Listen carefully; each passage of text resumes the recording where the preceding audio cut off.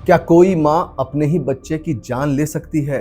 क्या इश्क इतना अंधा हो सकता है कि माँ की ममता खून में बदल जाए? यह कहानी है उत्तर प्रदेश के औरैया की, जहां एक माँ ने अपने 3 मासूम बच्चों को नदी में डुबोकर खत्म कर दिया। और जब पुलिस उस माँ से सवाल करती है, तब जवाब मिलता है प्यार के लिए। एक माँ ने अपने आशिक के लिए अपने 3 बच्चों को मौत के घाट उतार दिया, लेकिन इस हत्या का एकलौता गवाह था एक 8 साल का बच्चा, जिसकी गवाही ने उस माँ को फांसी की सजा दिलाई। आज आपको सुनाने जा रहा हूं एक ऐसी खौफनाक कहानी जहां माँ बन गई अपने ही बच्चों की कातिल।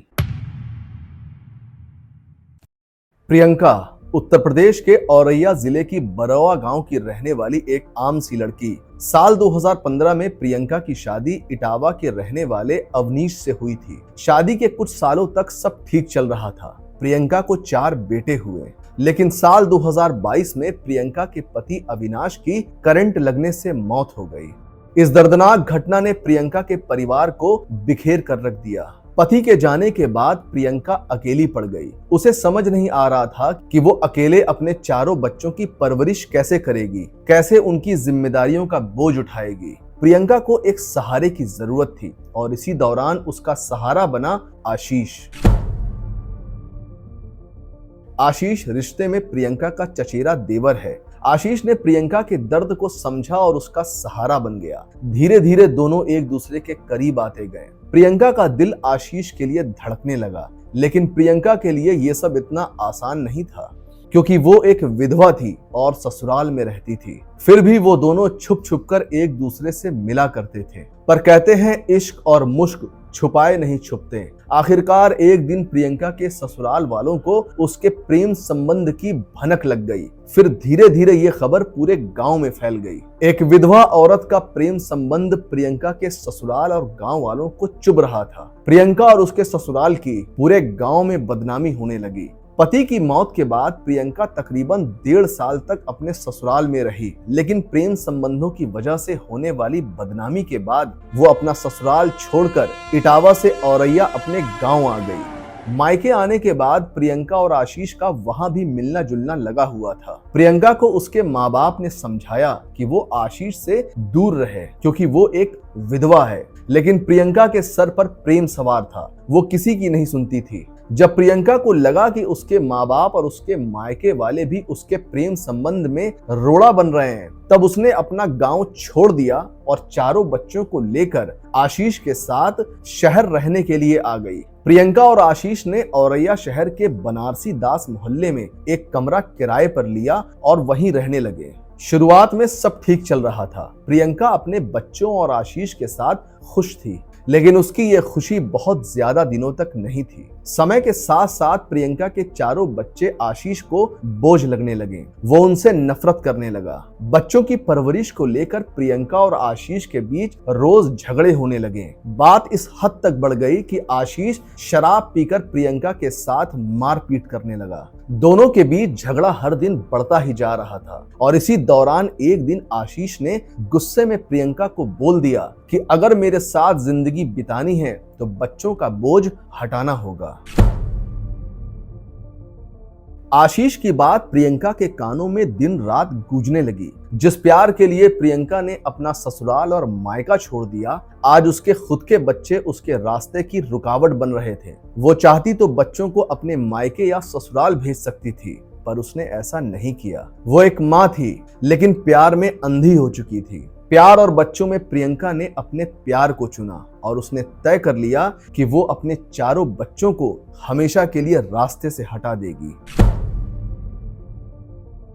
27 जून 2024 प्रियंका ने अपने 4 बच्चों को नानी के घर ले जाने के बहाने तैयार किया और उन्हें घर से बाहर लेकर निकल गई। प्रियंका अपने बच्चों को लेकर औरैया शहर से 60-70 किलोमीटर दूर केशमपुर घाट पहुंची, जहां सेंगुर नदी बहती है। घाट पहुंचने के बाद पहले उसने 4 बच्चों को कुछ खिलाया, जिसके बाद 4 बच्चे बेहोश हो गए, क्योंकि खाने में उसने नींद की दवा मिला दी थी। इसके बाद प्रियंका ने एक एक करके 4 बच्चों को नदी में डुबो दिया। साजिश को अंजाम देने के बाद प्रियंका वहां से भाग गई।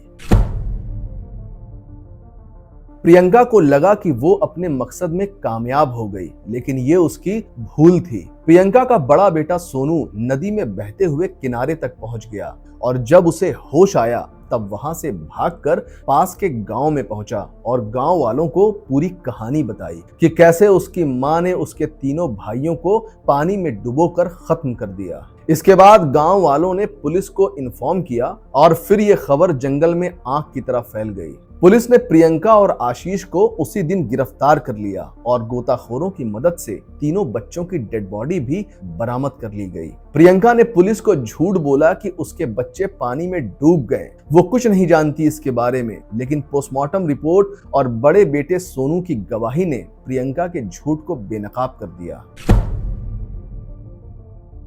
लगभग 1 साल तक ये मामला कोर्ट में चला। कोर्ट ने इसे रेयरेस्ट ऑफ रेयर केस मानते हुए कहा कि यह अपराध समाज की आत्मा को झकझोर देने वाला है। जो महिला अपने बच्चों को मौत के घाट उतार सकती है, उसे समाज में रहने का कोई हक नहीं है। 10 जुलाई 2025 को 3 बच्चों की हत्या के जुर्म में प्रियंका को फांसी की सजा सुनाई गई, जबकि उसके प्रेमी आशीष को उम्र कैद यानी मरते दम तक जेल में रहने की सजा सुनाई गई। इसके साथ ही प्रियंका पर 2.5 लाख और उसके प्रेमी आशीष पर 1 लाख रुपए का जुर्माना भी लगाया गया। अदालत ने आदेश दिया कि जुर्माने की 75% राशि प्रियंका के जिंदा बचे बेटे सोनू को दी जाए। सजा सुनाए जाने के बाद भी प्रियंका के चेहरे पर कोई पछतावे वाला भाव नहीं था। उसने सफाई में सिर्फ इतना कहा कि पति की मौत के बाद ससुराल वालों ने 5 लाख रुपए मुआवजा और भैंस लेकर रख ली थी, जिससे वो अपने बच्चों का खर्च नहीं उठा पा रही थी। जबकि आशीष ने इस पूरे मामले में खुद को बेकसूर बताया। उसने कहा कि उसे फंसाया जा रहा है। हालांकि कोर्ट ने उन दोनों की दलील को नहीं माना। एक बेटे की गवाही ने उसकी मां को मौत की सजा दिलाई। यह फैसला न सिर्फ मारे गए बच्चों के लिए इंसाफ है, बल्कि समाज को एक कड़ा संदेश देता है कि बच्चों के खिलाफ जघन्य अपराध बिल्कुल बर्दाश्त नहीं किया जाएगा।